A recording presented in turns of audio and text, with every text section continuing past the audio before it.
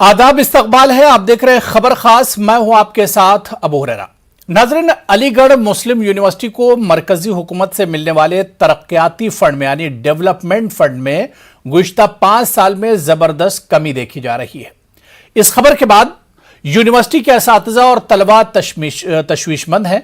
साबिक vice chancellor Zamiruddin Shah के आखिरी दौर यानी साल 2017 में जहां यह डेवलपमेंट फंड 62 करोड़ रुपए हुआ करता था, वहीं मौजूदा में यानी साल 2021 और 22 में मौजूदा vice chancellor professor Tariq Mansoor के दौर में यह बजट कम होते होते अब महज 9 करोड़ रुपए रह गया है। जिसके बाद अब यूनिवर्सिटी इंतजामिया बिलखुसूस वाइस चांसलर तारिक मंसूर साहब को तनकीद का निशाना बनाया जा रहा है। और इस फंड की आखिर कमी क्या है, या अलीगढ़ मुस्लिम यूनिवर्सिटी के साथ यह सौतेला सलूक क्यों हो रहा है, आज इसी पर हम बात करेंगे। और बहुत खास मेहमान भी मेरे साथ जुड़ेंगे। बहुत जल्दी अपने मेहमानों का भी आपसे तारुफ करा देता हूं। मेरे साथ नाजिम इलाही अलीग हैं, जो कि तर्जुमान स्पोक्स पर्सन है परचम पार्टी ऑफ इंडिया के, अलीगढ़ से हमारे साथ जुड़े हुए हैं। मेरे साथ मोहम्मद आमिर मिंटोई हैं, जो कि कोऑर्डिनेटर है एएमयू कोऑर्डिनेशन कमेटी की, आप भी अलीगढ़ से हमारे साथ जुड़े हुए हैं। और मोहम्मद अमीन साहब भी हमारे साथ जुड़े हुए हैं, जो कि पॉलिटिकल एनालिस्ट हैं। कुछ देर में हमारे साथ मशकूर उस्मानी भी इस डिबेट का हिस्सा होंगे। सभी मेहमानों का बहुत इस्तकबाल है न्यूज़ 18 उर्दू में। मैं सबसे पहले नाजिम इलाही जी आपसे ही शुरुआत करना चाहूंगा कि जो खबर आ रही है अलीगढ़ मुस्लिम यूनिवर्सिटी के डेवलपमेंटल फंड को लेकर, कहा जा रहा है कि जो फंड 2017 में 62 करोड़ रुपए हुआ करता था, वो अब घटकर पिछले 3-4-5 सालों में सिर्फ 9 करोड़ रुपए रह गया है। बहुत बहुत शुक्रिया अबू हुरैरा भाई।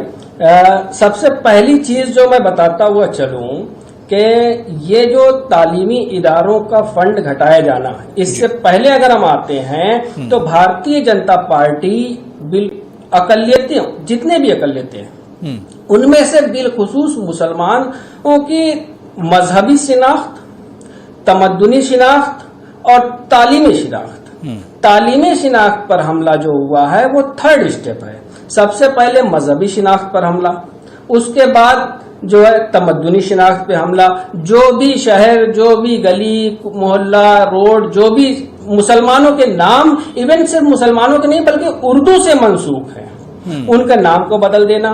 उसके बाद अब आया नंबर तालीमी शिनाख्त पर हमला करने का। इसमें सबसे पहले इन्होंने क्या किया कि अलीगढ़ मुस्लिम यूनिवर्सिटी के जो डेवलपमेंट के बजट होते थे उसमें जो है इन्होंने कटौती कर दिया जी। और ये कटौती करते करते यहां तक पहुंच गई कि 62 करोड़ से 9 करोड़ तक पहुंचना एक सेंट्रल यूनिवर्सिटी के लिए कितना मायने रखता है ये हर आदमी जानता है। इसका सीधा असर जो रिसर्च डेवलपमेंट जितने भी काम मुसलमानों के बिलखुसूस जो होते थे उस पर एक डेंट करना एक मेन मकसद है, जो भारतीय जनता पार्टी के एजेंडे का एक हिस्सा है। अब बात आती है कि हमारे वो इदारे जो भी मुसलमानों से ताल्लुक रखते हैं, चाहे वो मदरसे हों या फिर जो है हमारी खुद की यूनिवर्सिटी है जो अलीगढ़ मुस्लिम यूनिवर्सिटी है, इसकी इंतजामिया अभी तक इस पर आवाज क्यों नहीं उठा पा रही है जी। इनकी तरफ से डायरेक्ट खुल करके बात अभी तक क्यों नहीं आ रही है? उसका मेन रीजन ये है कि जो इंतजामिया अगर कोई भी बात अपनी जो है वो रखती है तो उसको ये ख्याल करना पड़ता है कि सरकार हमसे खुश रहेगी या नाराज हो जाएगी। तो उन्हें अपना अपना पद बचाना है।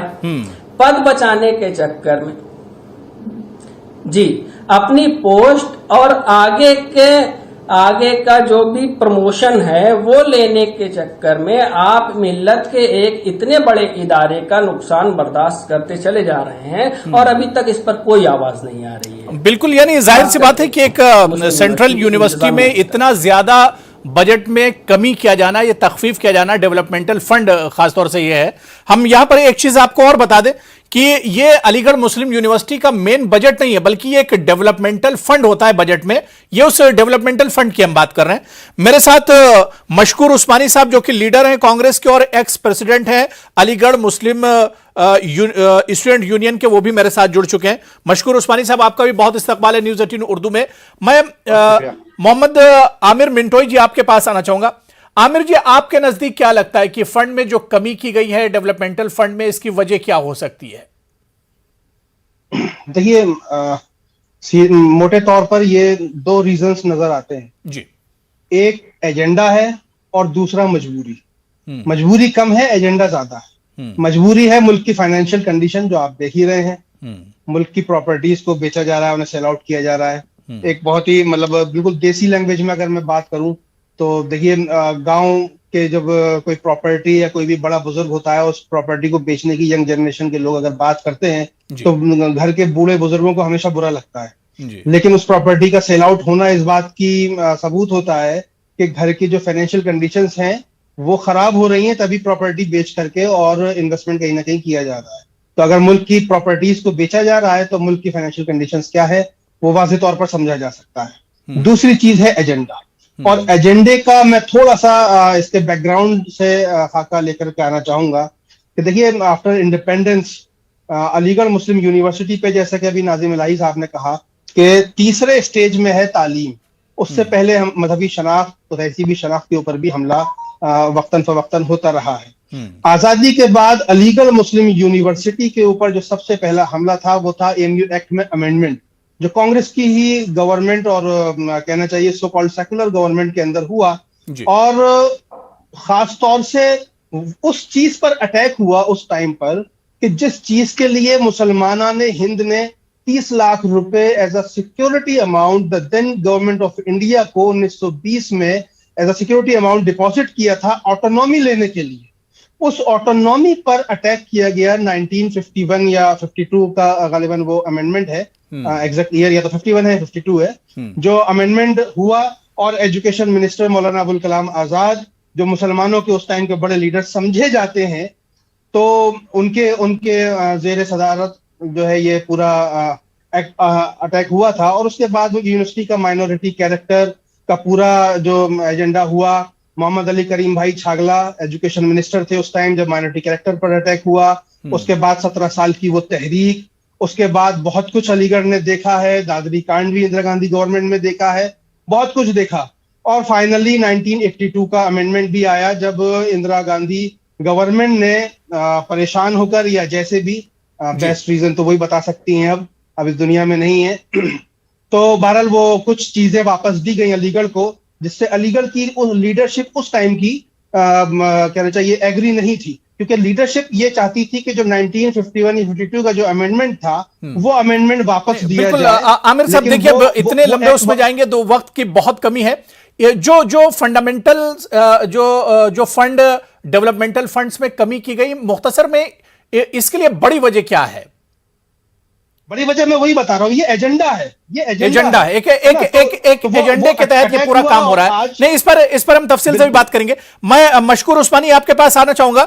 मशकूर उस्मानी जी, जो बात यहां पर नाजिम इलाही और आमिर मिंटोई ने रखी कि एक एजेंडे के तहत ये तमाम चीजें हो रही हैं, तालीमी जो शनाख्त है उसको खत्म करने की कोशिश की जा रही है, आप इसे किस तरह से देखते हैं? देखिए, एक बात जो समझने की है, सबसे पहले तो शुक्रिया कि आपने मुझे मदऊ किया इस अहम मौजू पर, चूंकि आज जब सेंट्रल यूनिवर्सिटीज पे सरकारी हमला हो रहा है तो बाकी न्यूज चैनल इस पे बात नहीं कर रहे हैं, और आप का न्यूज चैनल जो है न्यूज 18 उर्दू इस पे बात कर रहा है। इसके लिए बहुत शुक्रिया आपका कि आप इसकी अहमियत समझते हैं।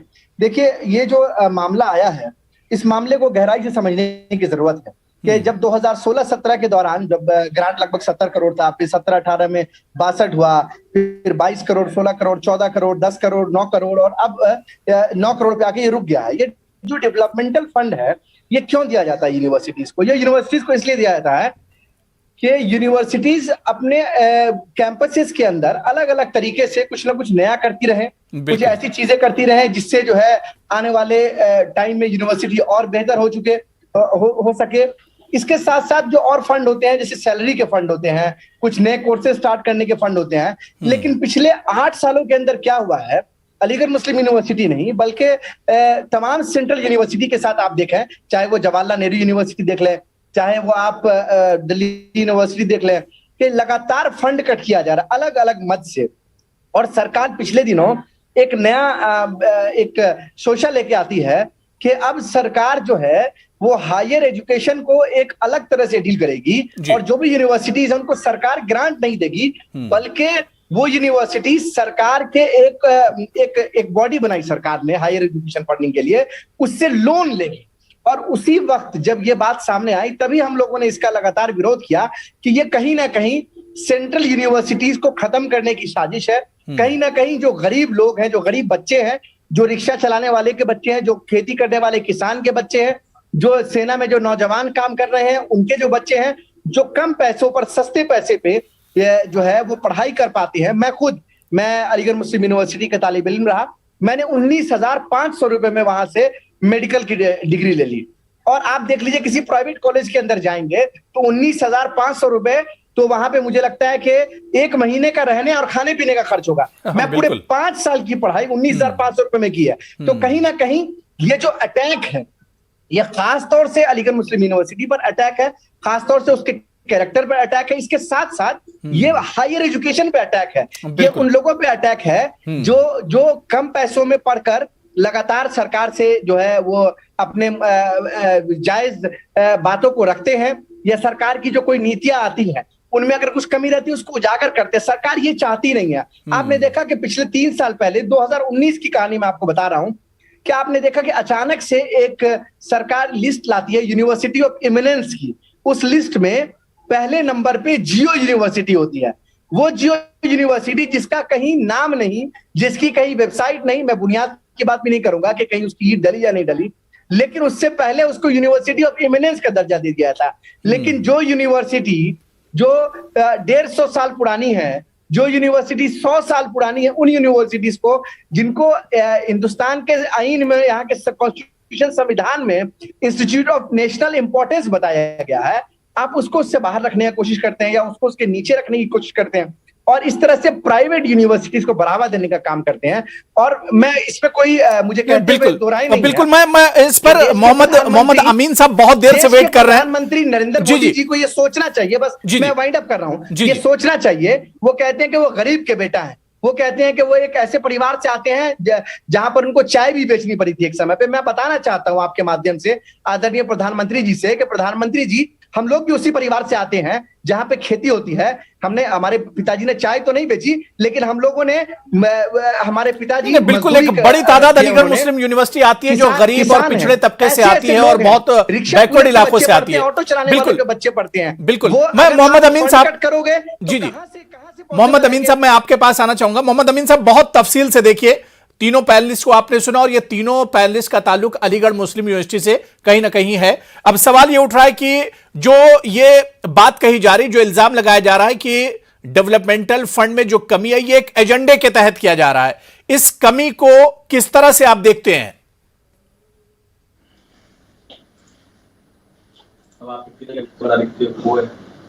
देखिए, अभी इसमें पैनलिस्ट ही कह रहे थे इस बात को पहुंचाया, इसमें कांग्रेस गवर्नमेंट थी उस वक्त, मिसेस गांधी भी थी। अभी तो आप बता रहे थे वो नहीं है, स्वर्गवास हो गया उनका, तो वो क्या जवाब देंगे इस बात का? इस बात का जवाब आज कांग्रेस को देना चाहिए कि इन्होंने इनके साथ क्यों ऐसा सौतेला व्यवहार किया। तो कोई आज की गवर्नमेंट नहीं है जिसने इस बात को किया है। और आप ये देख रहे हैं कि पिछले सालों से बजट घट रहा है। इसी में भी डिबेटर कर रहे थे कि धीरे धीरे हर यूनिवर्सिटी का बजट कम किया जाए। देखिए, मुल्क के हालात ऐसे नहीं है इस वक्त कि ज्यादा से ज्यादा पैसा दिया जाए। और हम क्या यूनिवर्सिटी क्या बात करें, हर स्टेट को कम पैसा दिया जा रहा है और ये कहा जा रहा है कि अपने खर्चे आप बर्दाश्त करिए। पीएचयू को भी कहा गया कि अपने आप खर्चे बर्दाश्त करिए और अपनी पीएचयू को सेल आउट करिए। ये सिर्फ सरकार के लिए नहीं है, ये सरकार हर एक के वेलफेयर की बात कर रही है और उसको मौका दे रही है। या तो अपने को समझ जाइए या समझाइए। आज जो बात ये लोग कर रहे हैं सर संजय साहब की, सर संजय साहब का तो कोई जवाब ही नहीं है, पूरी दुनिया में जवाब नहीं है। उनका लोहा अंग्रेज मानते थे। उन्होंने इस यूनिवर्सिटी को शुरू करने से पहले अपने आप किया उन्होंने, और अपने आप पे रखा हिसाब इस बात को, इस सारा हिसाब किताब यूनिवर्सिटी का अपने आप उन्होंने चलाया, सारा निजाम चलाया। अमीन साहब, और आज देखिए, अमीन साहब, आपको याद होगा कि 2 साल पहले पीएम मोदी साहब ने भी अलीगढ़ मुस्लिम यूनिवर्सिटी की तारीफ की थी। उन्होंने कहा था कि यह हिंदुस्तान का एक कल्चर पूरा बसता है अलीगढ़ मुस्लिम यूनिवर्सिटी में, बहुत अहम हिंदुस्तान के लिए और पूरी दुनिया के लिए यूनिवर्सिटी है। इन तमाम चीजों के बाद भी अगर फंड्स में आप कमी करते हैं, और थोड़ी मोड़ी कमी नहीं है, कहां 62,000 रुपए 62 करोड़ रुपए 2017 में फंड में दिए जा रहे थे और 2022 में 21 में आप देखिए सिर्फ 9 करोड़ रुपए। तो ये तो बहुत बड़ी कमी हो गई, ये तो बहुत बड़ी कटौती हो गई। मैं आ जाऊं, मेरी बात सुनिए पहले। अभी जो इल्जाम लगाए, इल्जाम तो ये हाईजैक के कांग्रेसियों की बात थी पुरानी, कोई नई बात नहीं है। एक बात।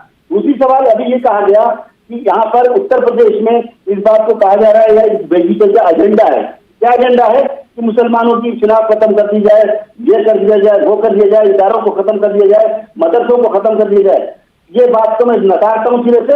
ये सीधी सी बात है, रिकॉर्ड से है कि उनके यहाँ अगर एमएलए को टिकट नहीं दिया, उन्होंने एक एमएलसी बना के हमारे दानिश अंसारी को राज्य मंत्री बनाया है, जो मुस्लिम अफेयर देख रहे हैं।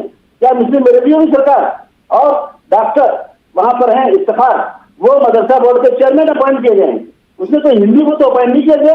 ये ऐसी तरह की बातें कर रहे हैं। नहीं, ये देखिए, ये सेंटर के तहत आती है, अलीगढ़ मुस्लिम यूनिवर्सिटी सेंटर के तहत आती है। अब यूपी की आप बात मत कीजिए, ये तमाम चीजें देखिए सेंटर के तहत आती हैं और मरकजी सरकार को तमाम चीजें देखनी होती हैं। अमीन साहब, साथ कोई मजबूरी हो सकती है जो सभी के साथ कट कर रही है, ये बात तो मानना पड़ेगा। और स्टेट का भी फंड काटा गया है, ये नहीं कहा गया। पीएसयूज को जो बेचने की बात कर रहे थे कि हिंदुस्तान बेच रहे हैं, बेचने का कारण ये है कि पीएसयूज हमारे पैसे खा रहे हैं, बीमार हैं, वो चल नहीं रहे। उनको चलाने के लिए या तो आप चलाइए, नहीं चला सकते तो उनको रैली किया गया, कहीं तो जॉइंट वेंचर के साथ में, कहीं पीपीपी मॉडल है। ये सरकार हर चीज को उठाने की बात कर रही है, और यह अपोजिशन का तो काम ही है हमेशा उल्टी बात करना। फंड कर हुए ना, तो यूनिवर्सिटी के साथ तो कोई दुर्व्यवहार नहीं किया, ठीक है, यूनिवर्सिटी बंद नहीं की। नाजिम इलाही जी, आप कुछ कहना चाह रहे हैं? नाजिम इलाही जी, फंड कट अच्छी बात है। होरारे साहब, ये जनाब यही कहना चाह रहे हैं कि ठीक है, एक करके मशकूर की बात पूरी कर लें, उसके बाद नाजिम जा रहा हूं। नहीं, ये है कि जितनी शिकायत हमें आप पैनलिस्ट हैं, एक साहब जो अभी बोल रहे थे, वो ये कहना चाह रहे हैं कि नहीं, सरकार अच्छा कर रही है यूनिवर्सिटी का फंड काट करके, और ये यही कहना चाह रहे हैं कि सरकार जो है पीएसयूज को बेच कर अच्छा कर रही है। मैं इनको बताना चाहता हूं कि आप कांग्रेस को लाख गाली दे दीजिए, लेकिन इस देश को खड़ा कांग्रेस ने किया। बहस कांग्रेस और बीजेपी की नहीं है साहब, ये बात समझिए। बहस इस वक्त ये है कि सरकार ने तमाम यूनिवर्सिटीज के फंड कट किए हैं, जो कि नहीं होने चाहिए। आप हो सकता है करोड़पति खानदान से आते हो, आप पढ़ लेंगे, लेकिन हम लोग जिस परिवेश से आते, जिस परिवार से आते हैं, वहां के बच्चे नहीं पढ़ पाएंगे कभी भी। वहां के बच्चे डॉक्टर, इंजीनियर, वकील, लॉयर नहीं बन पाएंगे। ये मैं आपको बता रहा हूँ कि आप प्रिविलेज होंगे, आप ले सकते होंगे, लेकिन एक रिक्शा चलाने वाला का बच्चा, एक मजदूरी करने वाले का बच्चा, ऑटो चलाने वाले का बच्चा, खेती का हम जैसे खेती। ठीक है, देखिए एक एक करके अमीन साहब आ रहा हूं, एक एक करके बात करिए, बात समझ में नहीं आ रही है दरअसल जी। यूनिवर्सिटीज में हम नहीं पढ़ पाएंगे, चलिए ठीक है। नाजिम इलाही जी, मशकूर की बात हो गई। मैं देखिए एक एक करके बात कर लिए, बात समझ में नहीं आ रही, दो लोग बोल रहे हैं तो बात समझ में नहीं आ रही है। नाजिम इलाही जी, आप बात रखिए, उसके बाद मैं एक एक करके आ रहा हूं। आमिर साहब आ रहा हूं और अमीन साहब मैं आ रहा हूं। अमीन साहब आ रहा हूं, अमीन साहब सुन लीजिए। मोहम्मद अमीन साहब, अमीन साहब सुन लीजिए, एक एक करके मैं सबके पास आ रहा हूं जी। नाजिम जी, आप पहले बात तो सुन लीजिए, हमने आपकी पूरी बात सुन ली है। मेरा सिर्फ कहना इतना है कि भारतीय जनता पार्टी की सरकार है और वो अपने एजेंडे के तहत ये सारी चीजें कर रही है, चाहे वो मजहबी शिनाख्त पे हमला हो, तमद्दुनी पे हो या तालीमी पे हो। बात आती है कि वो पार्टियां जो विपक्ष होने का दावा करती हैं, एक अपोजिशन अपने आप को समझती हैं और हैं भी, जैसे कांग्रेस पार्टी है, वो मुसलमानों के ऊपर होने वाले किसी भी ऐसे डेंट के ऊपर खुल करके सामने क्यों नहीं आती। राहुल गांधी जी के ऊपर एफआईआर हो जाए, राहुल गांधी जी के ऊपर के घर पे ईडी चली जाए, आप सारे आ जाएंगे, धरना प्रदर्शन करने आ जाएंगे, सत्याग्रह भी करेंगे, सब कुछ करेंगे। आप बीजेपी का सूडो एजेंडा चलाने की कोशिश कर रहे हैं चैनल पे बैठकर कि कांग्रेस क्या नहीं करती, अरे कांग्रेस हुकूमत में क्या नहीं करती। हमने तो लगातार आवाजें बुलंद की कांग्रेस पार्टी के प्लेटफॉर्म पे, आज भी कर रहे हैं। क्या राहुल गांधी आके मुझे रोक रहे हैं या कांग्रेस पार्टी आके मुझे रोक रही है? क्या आप बताइए, कांग्रेस पार्टी के ऊपर ये इल्जाम है कि मुसलमानों के ऊपर होने वाले किसी लेकिन सच को सच बोलिए ना, हिम्मत नहीं आती है। अगर भाजपा से इतना डर लगता है तो जाके सीधे बिल्कुल सच बोल रहे हैं। आप बताइए नहीं, इस पे ये पूछना है कि विपक्ष कहाँ है। हम जैसी अरे छोटी विपक्ष पार्टी का अगर विपक्ष आवाज सड़कों उठा पे रहे है, हैं तो विपक्ष सदन के कहाँ अंदर पर है? आवाज को बुलंद कर रहा है। किशनगंज सेंटर का जब फंड कटा तो कांग्रेस ने ही आवाज उठाई और क्या? रोजाना राहुल गांधी जी के ऊपर जब ईडी, भी सेशन राहुल चलता गांधी जी के है, ऊपर ईडी ने जी राहुल गांधी भी उस प्रोटेस्ट का हिस्सा थे। मैं बता दूं आपको जानकारी नहीं है साहब। यही सवाल, आप यही जाके- विपक्ष आप जाके सिर्फ राहुल जानकारी गांधी जी को लीजिए डिफेंड करने के कि- लिए रहेगा। कि विपक्ष किशनगंज सिर्फ के राहुल MP गांधी जी को जावेद साहब, डिफेंड करने के लिए सुनिए रहेगा। अरे अमीन साहब, मैं मालूम है आपको। विपक्ष का चलिए, ठीक है, आप ठीक है, देखिए कांग्रेस कंफ्यूजन पार्टी भी हो रहा है, से- आमिर साहब भी बोल रहे हैं, विपक्ष के नाजिम इलाही जवाब दे रहे, कंफ्यूजन हो रहा है। मैं सबको रोकना चाहूंगा, सबको मैं रोकना चाहूंगा। मैं मोहम्मद आमिर मिंटोई जी आपके पास आना चाहूंगा। आमिर जी, एक चीज और है, सवाल यहां पर गुडविल का भी है कि जमीरुद्दीन शाह के दौर में क्या कुछ जो फंड था वो मिलता था, पीके अब्दुल अजीज के दौर में क्या फंड मिलता था, और अब मंसूर साहब के दौर में क्या बजट मिल रहा है। हो सकता है कि जो एडमिनिस्ट्रेशन है या वीसी साहब या यूनिवर्सिटी ने फंड मांगा ही ना हो या फंड में कमी करके मांगा हो, ये भी ये चीज भी हो सकती है। जी जी हुरैरा साहब, देखिए 17-18 में 62 करोड़ था फंड, 18-19 में 22 करोड़ हुआ, देन 19-20 में 16 करोड़ हुआ, देन 20-21 में 14 करोड़ हो गया, 21-22 में 10 करोड़ हो गया, और फाइनली अब 9.25 करोड़ इस साल जो है फंड आया है डेवलपमेंट का। ये रेगुलरली कमी हो रही है। और देखिए मैं आमिर जी ये कह रहा हूं कि हो सकता है मौजूदा जो वाइस चांसलर हो अपनी गुडविल के लिए या अपनी अच्छाई बताने के लिए उन्होंने सेंटर से फंड इतना ही मांगा हो, कम फंड मांगा हो। वही कह रहा हूँ जी, मैं वही कह रहा हूँ, आप की बात को आगे बढ़ा रहा हूँ। देखिए यूनिवर्सिटी एडमिनिस्ट्रेशन ने उनसे मांगा या नहीं मांगा ये तो यूनिवर्सिटी एडमिनिस्ट्रेशन ही बता सकता है, लेकिन जैसा कि जो हमारे डेवलपमेंट ऑफिसर है उनका जो स्टेटमेंट कल उसमें हिंदुस्तान अखबार में छपा है, उनके अकॉर्डिंगली तो लेटर्स लिखे जा रहे हैं। रेगुलरली उन्होंने सेंटर्स को लेटर लिखे हैं। प्रोफेसर रफीकुल्लाह साहब का ये पूरा स्टेटमेंट इसमें आया है हिंदुस्तान अखबार में। तो हम तो ये मानते हैं कि जब उन्होंने यहाँ दिया है तो ऑब्वियसली सच ही बोला होगा, झूठ तो नहीं बोला होगा। तो कम्युनिकेशन तो देखिए हो रहा है, लेकिन उसके बावजूद जैसे मैंने पहले ही कहा कि एक सेट एजेंडा है, और इसमें देखिए दो चीजें हैं। मैं पक्ष और विपक्ष की बात अभी यहाँ बहस में आपकी चल रही थी, मैं दो बातें कहना चाहता हूँ, एक पक्ष से एक विपक्ष से। पक्ष का तो देखिए एक सेट एजेंडा है, वो अपने वोटर्स को रिझाने के लिए हर वो काम कर रहे हैं जो उनकी पॉलिटिकल आइडियोलॉजी को सूट कर रहा है। और मैं बहुत ईमानदारी के साथ ये बात कर रहा हूँ कि मुसलमानों के साथ जो भी रवैया हो, लेकिन वो अपने वोटर्स के साथ हिपोक्रेट नहीं है, वो अपने वोटर्स के साथ कम से कम ईमानदार है। दूसरी बात मैं विपक्ष के साथ कहना चाहता हूं, अभी हमने महाराष्ट्र में देखा कांग्रेस अलाइड गवर्नमेंट थी और 2 शहरों के नाम बदले गए, जैसा कि अभी नाजिम साहब ने शुरुआत में कहा था कि उर्दू नाम वाले शहरों के नाम बदले गए। तो यहाँ मशकूर साहब कांग्रेस को रिप्रेजेंट कर रहे हैं, मैं उनसे पूछना चाहूंगा कि ऐसी क्या मजबूरी थी कि जिस दिन ये तय हो गया कि आज देखिए उस पे मत जाइए, देखिए अब उधर मत जाइए, नहीं अब उधर मत जाइए, ठीक है। उन 2 शहरों के नाम क्यों बदले गए? नहीं ठीक है, अब देखिए अब शहर वाली पॉलिटिक्स में मत जाइए, अब नाम बदलने वाली पॉलिटिक्स में मत जाइए, फिर डिबेट ड्रेन हो जाएगा। मैं कंक्लूड कर रहा हूँ, नहीं मुझे पूरा तो करने दीजिए, मैं कंक्लूड कर रहा हूँ, आई एम जस्ट कंक्लूडिंग, ठीक है। मैं ये इसलिए पूछ रहा हूँ, मैं इसलिए कह रहा हूँ कि यहाँ सर सैयद का जिक्र आया। देखिए सर सैयद वो इंसान है जिसने हमें सेल्फ इंट्रोस्पेक्शन सिखाया। सर सैयद वो इंसान है कि जब अंग्रेज यहाँ पर हाकिम हो गए तो सर सैयद ने हमें ये सिखाया कि ये मैटर ऑफ सेल्फ इंट्रोस्पेक्शन है कि हम डेवलपमेंट में उनसे पीछे हैं, हम टेक्नोलॉजी में उनसे पीछे हैं, तो हमें तालीम लेनी चाहिए। तो उन्होंने तालीमी इदारा बनाया और हमें टेक्नोलॉजी बिल्कुल। मैं अमीन साहब चाहिए, नहीं ठीक है, बहुत अच्छी बात आमिर जी आपने कही अमीन साहब, क्योंकि हमेशा सरकार ये कहती है कि वो अकलियतों और माइनॉरिटीज के लिए बहुत फंड देती है और बहुत काम करती है, लेकिन यहां पर तो बिल्कुल जो जिस तरह फंड में कमी आई है, ऐसा लग रहा है कि अलीगढ़ मुस्लिम यूनिवर्सिटी के साथ सौतेला सुलूक हो रहा है।